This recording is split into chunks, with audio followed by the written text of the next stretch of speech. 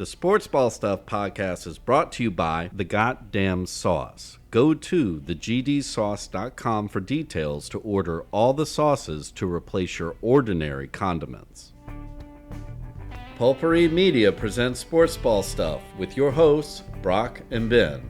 This is where we discuss the major sports stories that intrigue us and the little stories that enrage us. Studied. Okay, this window only lasted like 4 years. Yeah. Here, and I'll count it down. The first year they surprised everybody. We were a year ahead of schedule. We made it to the Eastern Conference You know Finals. what it was? Came too soon. We did premature ejaculate. You busted your nut too soon. You know, two wins from the finals. Okay? Yeah. The next year, what did we make it? We didn't lose to the Devils. You made it only to been what? 3 years? We did make it to the Eastern Conference Finals. Then we lost to the Devils in the first round. The second one we lost in the second round. And then last year, again, 2 wins away from the finals. We're leading in several games in the Eastern Conference Finals. Lost in overtime. Coin flip, we could have made the finals. 2, bottom third of the league. Like, just terrible. Absolutely terrible defense. I've been on ice skates 3 times. I can play better defense than some of these motherfuckers. Like, So, I mean, you know, it's bad. well, I was going to say is that Actually, it's 4 years because in this case, Gallant was in there. Yeah. At some point. Okay. oh, he was great though. I love that happy Yeah. man. That happy Canadian, Canadian. yeah. Oh, he's so happy. And then you switched him out for an angry Massachusetts. An angry nor'easter. So I mean, I was gonna say, like, so historically, this is the kind of season, like, this is like when Laviolette was in Philly, and he did Time for Some Jam, and then it turned everything around. I don't believe that it's Laviolette's fault. I don't, but that where it's like that's what I was leading into is that, like, here you have a proven coach. Yeah. He's gotten Two 4 wins from the fucking finals. Well, he's gotten.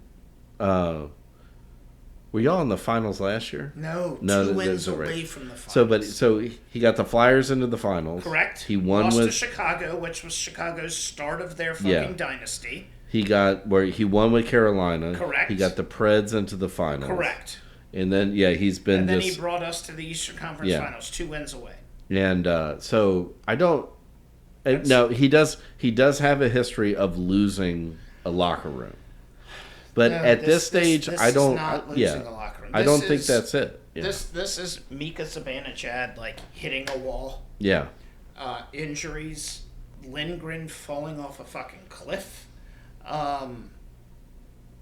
It's just one of those years.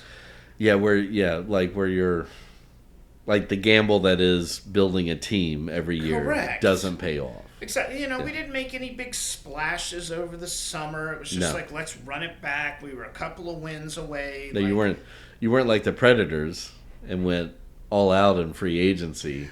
But you have, And you're not. Yeah, I know. But you have chips there. Oh yeah. Okay, the Rangers have started to do that. I hope they don't hard reset. I'm afraid they may have to. I was gonna say, like, I see the Predators as like the opposite. The problem is with the coaching. Right. You got a whole new crew there. Right. Like you got to switch. And you got a second year coach. No. Like, if you're gonna replace half the team, that coach better be fucking Hall of Fame coach, or someone new who is willing to build. is Gallant still available? Because I would love to have him. He's happy to. Oh my god! I think I saw him angry like a couple of times, and it was in the playoffs. Yeah, but then he's polite about it too. He's like, "I'm no, sorry. He's super polite about it. I'm sorry I yelled Oh, at you." you know what? Before I say this, I'm going to apologize. And he says it, and then after the fact, he says, "Oh, I apologize again." He's like everybody's mother. Excuse my French, but I hate that fucking cunt. Like, Exactly. Whoa! Where did that come from? And that's not French. No, excuse my French. So I don't know. Not all is lost. We're like a quarter of the way through the season, and we're a game out of the wild card or whatever. But who gives a shit? It'll be interesting tomorrow when the Rangers play Nashville. You know how that game should end? A 0-0 draw and a shootout win for somebody. For you all. Jesus Christ. I'd rather give it to you because now the Flyers are in fucking playoff contention and not us. There you go. Yeah, Nashville's, we're not there yet, but we're getting dangerously close to the point of no return on the season. No, we're not that. I said, I'm saying Nashville's far enough down in points behind. Are they? Yeah. January 1, but again, we're 1 point out of the playoffs. We've got a game or 3 in hand. But I'm okay with that. Here's another question. So when did it become the standard of 3-year coaching contracts? Like in every fucking industry. I don't know. Yeah. I think it's because It's because you get your first year under the old system to fill around, to figure out what you have and assess what you need. Right. Second year is great. You've got all the shit you need or most of it. Yeah. We'll give it to you. Third year is like, okay, we've given you everything. You got rid of the old people. Now you got the new people in for a second season. Yeah, maybe Burnett can pull it together next year, but I just don't. Yeah, I mean, you have not with the turnover. My biggest concern you got Brady is the Shea. turnover. You got. I will take him. You got. I mean, granted, Stamkos is in the twilight. But he's not twilight of his career. You need Stamkos to score I don't know, 20 goals on the power play. Well, I need him just to make points. Assists. Right. Yeah. Lead whatever line he's on. He's working on the Forsberg line. You just dump it off to Philip Forsberg. Maybe that's the problem. Could be, yeah. Well, and that's what I'm saying. Like it's a coaching issue because you got to. I mean. Andrew Burnett is. Here's the thing. Last year was his first year. Head coaching. Yeah. Ever. Yeah. So he doesn't know how to handle divas. Well, in theory, not divas, but super duper stars. Yeah. Which is a diva. I'm not saying it's like a bad thing, but you're right. You have. So, I'm always torn with I am willing to concede that Laviolette should see this season out as long as the team is behind him. Yeah. Burnett, yeah. He deserves another year. Yeah. Or at least through the trade deadline, but he deserves another year. That cat was given the keys to a car, right? And then that car went into the shop. And they upgraded about 4 different things, and now he needs to learn how to drive fucking car again. And didn't tell him what they upgraded. Right. So then I agree. Here's your fucking manual transmission. That's what I was saying. Go figure it out. But unfortunately, he was. Barry Trotz put him into the crash course of you have you got Philip Forsberg who is solid core. Well, but you got he was a draft pick. He's come up through the system. He's the definition of the organization. Exactly. And then you bring in these other all-stars who want to be the leaders on the team. And that's the thing is that it's not a talent issue, it's how do you manage you know what you do? You're not coaching them, you got to manage this team. Correct. Yeah. That's exactly what you do. Yeah. Speaking of managing teams. Phil Jackson is who I need to call. All right, speaking of managing teams. We can talk MLB here. That was my segue. We signed Friedman. Yeah. But it hasn't been officially announced. Yeah, because he's probably on vacation and is not going to do the physical for a month. That's what I thought. Yeah. So Soto got paid. I am still not confused, but perplexed that, of course, everybody's waiting on Soto to get paid to gauge where the market is, right? Other than Kyle Tucker, is that his name? Who went to the Cubs?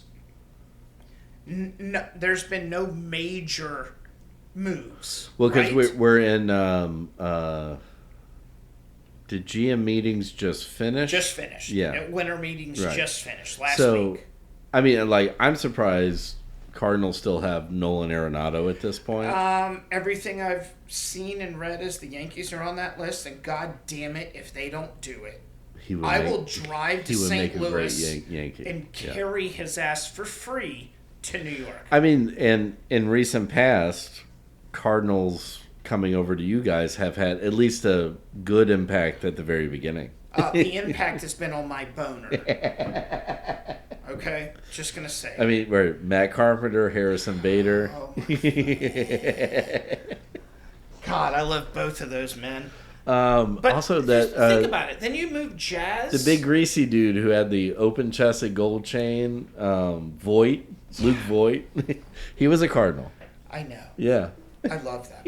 I loved him more than he fit like a fucking glove. Harrison Bader was super. And they all ended up being Mets at some point. Yeah, well, you know what? Fuck the Mets. You can have our dregs. Yeah. God, him third, Jazz at second, and then just signing I don't give a fuck. Any first baseman. It doesn't. You could put DJ back at first, or you could do. Go play first base for you. Yeah, because you all aren't re-signing Rizzo, right? Nope, it's already. Yeah. He's gone. So first base is. He's going to go back to Chicago for his farewell tour. I believe so. Yeah, especially now they got Kyle Tucker. What position does he play, by the way? Is he in the outfield? I think so. Yeah. That's what I thought. Yeah, now that they've got him and like they're kind of starting to contend. They finished third in the division last year. Yeah. Right. I mean, that's the crazy part about the Cardinals was that we finished second, but it was such a shit year. Right. I mean, and that. All right, here, wait. No. Deep give breath.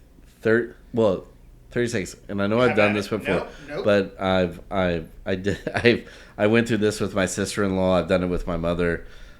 My brother he's a high road guy, so he's like, well, you know. But I'm like, so when the Cardinals organization says we lost sight of our training, of our building of our players, and going like, okay, two things. That's called the identity. Right. Well, is that yes. That was the Cardinals' identity. We invented the farm system. Branch Rickey invented the farm system with the Cardinals. And then two, in the late 40s, 50s, this guy comes in, George Kistler, and he wrote the fucking handbook on how to develop players. It's called The Cardinal Way.